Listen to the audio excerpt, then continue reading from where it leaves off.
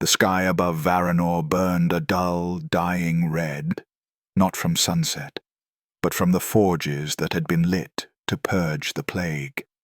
Entire districts were raised in flame and black smoke. The air was thick with it.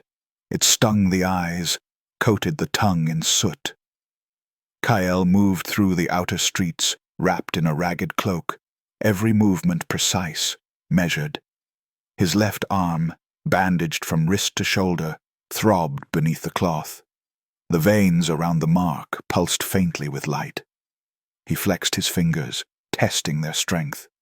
The wound he'd taken weeks ago in the mirror tower still hadn't healed right. The pain was constant now, like a second heartbeat. He reached a small, hidden door under a collapsed aqueduct. It opened with a creak. Inside, the air was cooler and quiet. Mira lay on a cot, asleep under a thin blanket. Her hair was clean, her face pale but peaceful. Around her, a small group of women from the Sable Ward, healers who owed Kael a favor, tended to the sick. He watched them in silence. One of the women turned. "You shouldn't stay long," she whispered. "They still search the upper district." "I know," Kael said softly. His voice carried exhaustion and something else. Something brittle. "She's safe here." For now, he nodded once, eyes still fixed on Mira. "If I don't come back," he said, "you take her away from this city." "Don't wait for me." The woman said nothing. Kael adjusted the strap on his shoulder and turned toward the door. Outside, the streets of Vharanor were unrecognizable. The once gleaming city had turned into a labyrinth of ash and rain. The statues of old barons and guildmasters loomed like charred skeletons. Lamps burned with pale, flickering blue flames, unstable ether leaking from broken conduits. The sound of distant screaming echoed between narrow alleys, followed by the cough of gunfire. Kael moved along the rooftops, his cloak blending into the soot-stained skyline. He avoided the patrols below, men in gas masks, their voices muffled, dragging prisoners toward the incineration pits. He felt eyes on him. Again. The mark on his hand pulsed, faintly warm. He turned. Nothing. Just the wind blowing ash off the roofs. Still, the feeling stayed. The same gnawing awareness he'd carried since the mirror tower. At first, he thought it was paranoia. But now, sometimes, in the corner of his vision, he saw himself. A flicker. A silhouette shaped like him, vanishing when he turned. His target tonight was Lord Caldus Thane, the man once called the Voice of the Senate. Officially, Thane was dead, but the whispers said otherwise. Survivors spoke of a voice echoing through the catacombs beneath the Senate district, offering salvation, power, or mercy. Kael knew better. The powerful never offered mercy for free.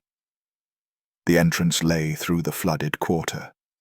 Streets had collapsed into black canals, the water thick with oil and blood.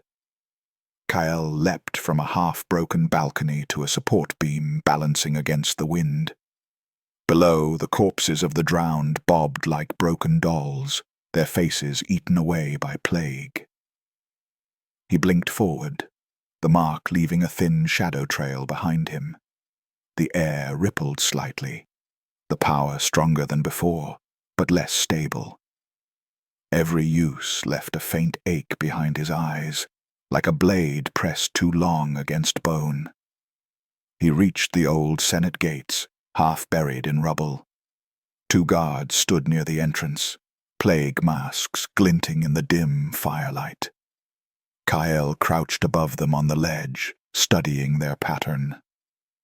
One stepped away to light a lantern. The other leaned against the wall, humming an old guild song. Kael dropped silently, landing behind the second guard. His hand pressed over the man's mouth, a flash of steel, a whisper of blood. He eased the body down gently, lowering the head onto the cobblestone. When the first guard turned, Kael was gone, a faint shadow flickering past his shoulder, already moving deeper inside. The catacombs stretched below the Senate like the veins of some vast, sleeping creature. Old marble halls were drowned under black water and ether fog. The deeper he went, the stranger it became. Candles burning in impossible places, sigils carved into walls that dripped with condensation. At one junction, Kael found a room filled with portraits. Senators, painted in oil, their eyes gouged out. Beneath each frame, a name written in blood. He froze at the last one. Caldus Thane. The face was untouched. Something moved in the corner. A sound like breath, but too slow, too deep. Kael drew his blade. Then a voice whispered, "You shouldn't have come here, Kael." The voice was his own. He spun. Nothing. Just the echo of water dripping from the ceiling. His pulse pounded. The mark on his hand flared bright enough to light the walls, revealing hundreds of carved hands, every one bearing the same sigil burned into his skin. He stumbled backward, half blind from the glow. The world seemed to shift, the walls breathing, whispering. Then, a sound, a wet shuffle. A figure appeared at the far end of the corridor, shrouded in smoke. Caldus Thane, or what was left of him. His face was pale, eyes glowing faintly blue. Tubes of glass and ether threaded through his veins, pulsing with unnatural life. His voice when he spoke was layered, his tone, and something older beneath it. "You wear his mark well," Thane said. "Does he speak to you too?" Kael stepped forward, blade drawn, teeth clenched. "Who?" Thane smiled faintly. "The one who watches through us all. The city's heart. The one who marked you." His head tilted slightly. "He's been whispering through your thoughts, hasn't he?" Kael hesitated. For a moment the torches dimmed. He saw flashes.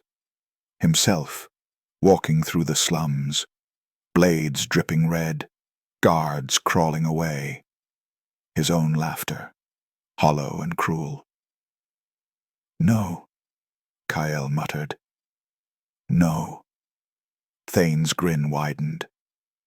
"He's closer than you think." Then the ether tubes ruptured.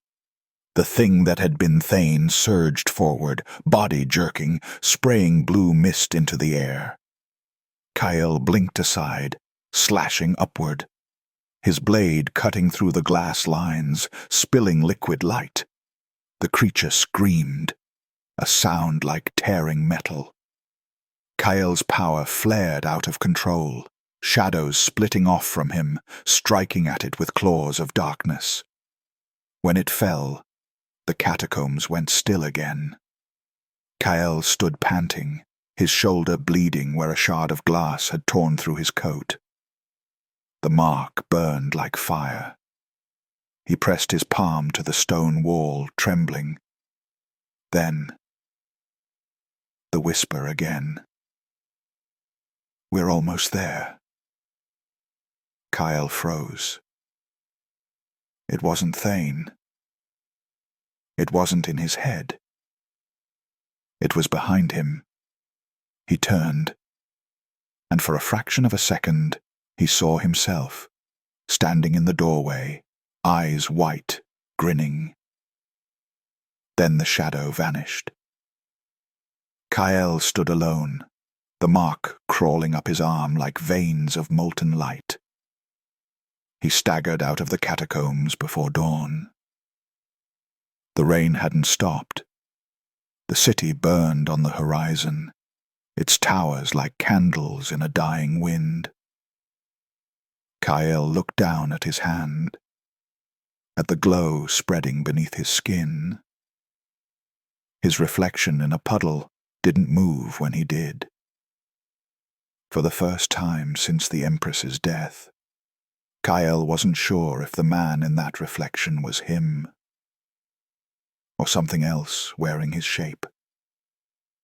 And for the first time, he whispered back to the voice that followed him through the dark. "Tell me what you want." The answer came like a shiver through the air. "Everything."